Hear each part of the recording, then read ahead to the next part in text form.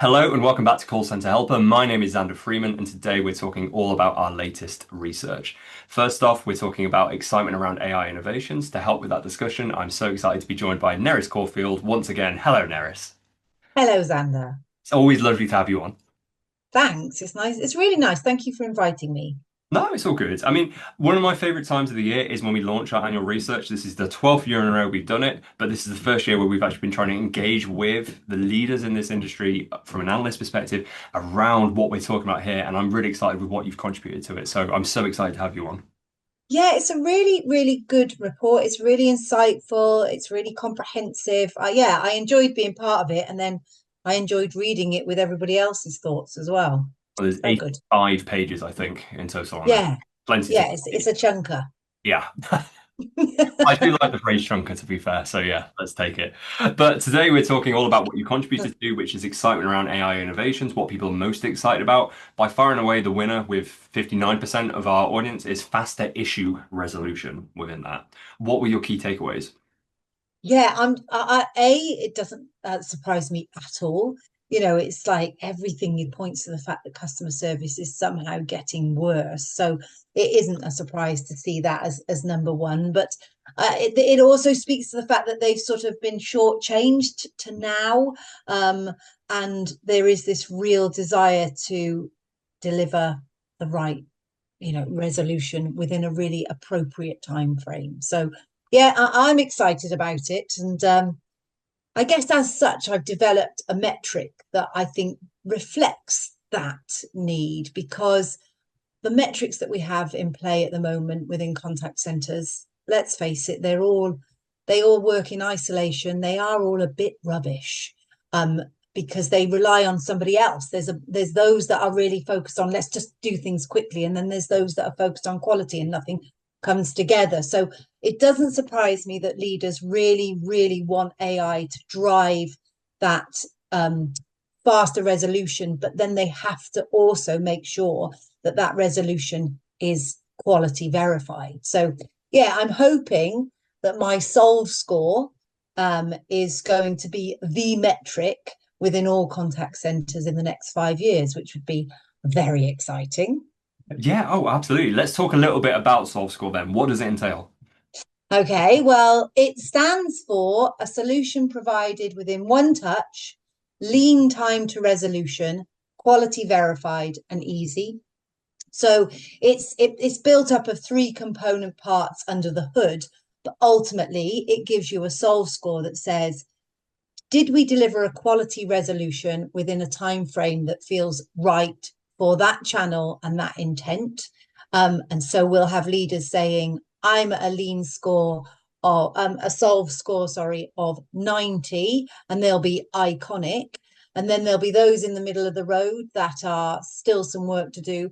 But if you make your customers hop from channels around channels, if you transfer your customers, if you don't deliver a quality response, within a time frame that you have defined is appropriate for delivering a resolution, not picking up the phone, the point of which you actually deliver the resolution. So we're going to change the landscape of time as well.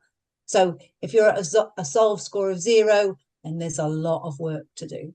So yeah, it's quite an exciting start to what I hope will be a metric that really reflects this ability now to quality monitor in real time and determine that it is a quality response, to understand that the resolution was provided because we've got real time translation and transcription, and to really focus on speed and quality coming together. I like that. There's a lot to unpack with, but you've obviously got the benefits of also QA in there with where we're at the moment. You've obviously got the benefits of, like I say, a lot of these metrics was just set up when there wasn't as much channel diversification as we have now, especially if you take it from, let's say, call centers through to, let's term it, customer contact per se. You can clearly see something like this would definitely have a place. If you're a CX leader reading this research, reading what we've put out here, what would Mm. your sort of, let's say, key takeaways be? But also, if you wanted to implement something like SolveScore, where would you start? Well, I think it's about determining where you are with the metrics that you measure at the moment, and how do they contradict one another or complement one another effectively? Do they really put the customers Mm, ultimate need. I like to say SolveScore is the metric that customers would choose if they could.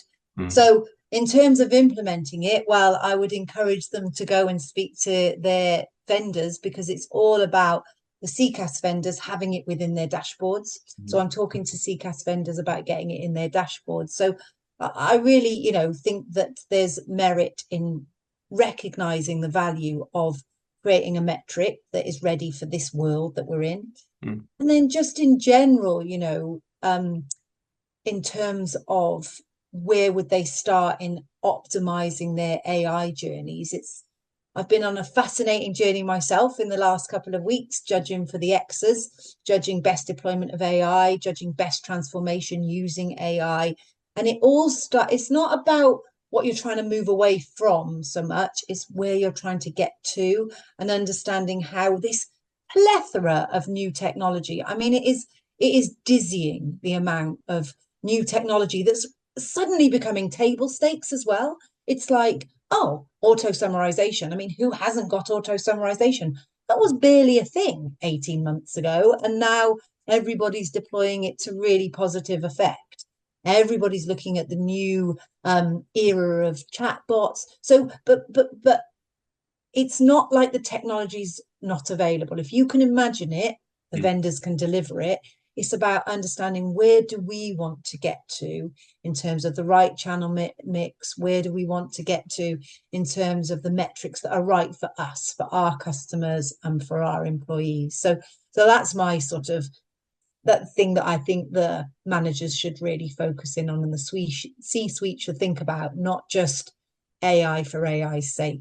But I think the crucial factor there is you're doing it in sort of bite-sized chunks, right? You're picking where it can be applied to your business. It's not like, say, implementing AI for the sake of implementing AI just to tick that box. I think also QA, like we mentioned earlier, it's such an interesting use case there in terms of what was once considered a bit more of a static niche within contact centers, QA in general. Yeah, But look at yeah, leaps and bounds it's come in, like you say, the last 18 months alone. Things change so rapidly, and it's just from my perspective, I think when you're looking at research like this, it's important to actually get the right use cases in front of you, build that business case for you, make it a little bit more data driven in something that inherently is data driven by its very nature.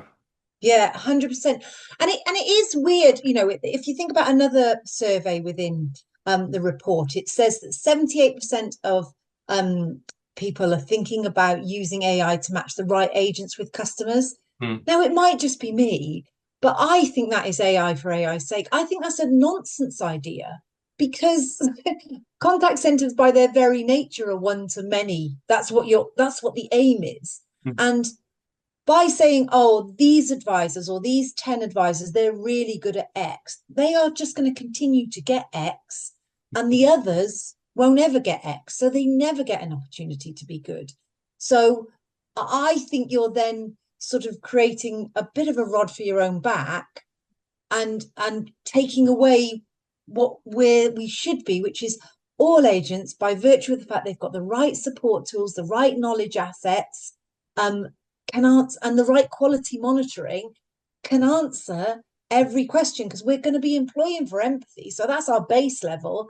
Everything around can be provided by tech. So I really struggle to understand this whole let's direct this person to this advisor and then that always be thus. But the thing with that is that in and of itself is nothing new with AI. It's just a case of almost No, labeling it. Skills-based routing has been around for donkey's years at this point, but it's just people slapping a new label on it and saying, "Hey, it's this."